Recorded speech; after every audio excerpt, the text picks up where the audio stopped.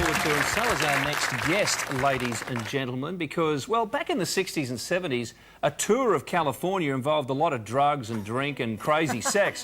But now it's actually a very sophisticated and important cycling race, and we're pleased to say Australia's Michael Rogers has won it. We welcome him to Thursday Night Live. G'day, Mike. Hi, how you going? I'm well, thanks, mate, and I know that there's more than a joke in that introduction, but firstly, how does the Tour of California win amongst your achievements in cycling? And of course, you're a three-time world time trial champion. That doesn't hurt.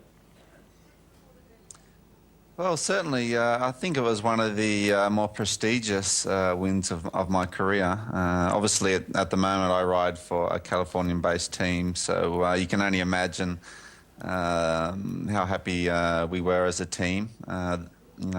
There's only one more race for my particular team that's more important. That's the Tour de France. So to obviously win in our home race, even though I do come from Australia, it's a huge result. Michael, congratulations on your wonderful win. You mentioned the Tour de France. Back in 2007, you were up in the lead group. You almost would have been in the yellow jersey. You came off your bike. You had a fractured collarbone. After that, you had a bit of glandular fever. It was a tough period. Did you think of ever giving the sport away? And you look back now and you won the Tour de California. It's an amazing turnaround. Certainly. Back in 2008, I was literally, really close to calling it quits. I was going through a really rough time, obviously glandular fever. It was just tough, and I almost did call it quits, but thank God, I had some really good people back home that encouraged me to keep going and remind me about the more beautiful things about the sport and the beautiful things that I'd done, which was enough to keep me motivated and get back to a good level. Your good form in winning the Tour of California has really put you as a favourite for the Tour de France, even though the Giro is still going. In terms of being a team leader for HTC Columbia, you've got Mark Cavendish in there as well. Is there any decision as to who's the leader in the team at this stage? Well, we'll go into the race kind of with dual leadership. Obviously, Mark Cavendish is a sprinter, so he'll be going for stage wins, whereas I'll be going for overall classification. So we'll take a team that's evenly divided between the two of us. Mike, talking about drugs but not joking this time, how distracting was that awful argument between Landis and Armstrong that went throughout the Tour? Trust me, you still got the exposure you deserved out here for winning it, but gee, that was an annoying sideshow. It must have been for you too. It certainly was, It was a bit saddening going to the press conference after receiving the leader's golden jersey and then having to answer a bunch of questions about Floyd Landis, and it really did take some of the attention away.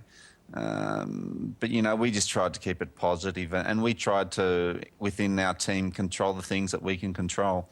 And what happens outside of that is really there's nothing we can do about it. So we went away with obviously positive vibes and really big smiles on our faces. You obviously got a heap of Ks in the legs at the Tour of California. What do you do between now and the Tour de France? I mean, there's no majors in between now and the Tour de France. So what's the preparation like? In the next couple of days, I'll go up to altitude, up near the Swiss and Italian borders, mainly just to get a bit more climbing in and really tweak my condition. I do also have the Tour of Switzerland starting on the 13th of June. That's a 10-day event, so that'll be my last preparation race going into the Tour de France. Michael, you're performing a world stage so often in North America and Europe. You're coming home for the World Road Racing Championships in Geelong, of all places, in October, which will be on one. That must be an event you're looking forward to performing at in front of your home crowd. Certainly. I'm really, really excited about the World Championships this year. And, we in the cycling world, we don't, particularly being Australian, we don't get the chance to do the World Championships in Australia.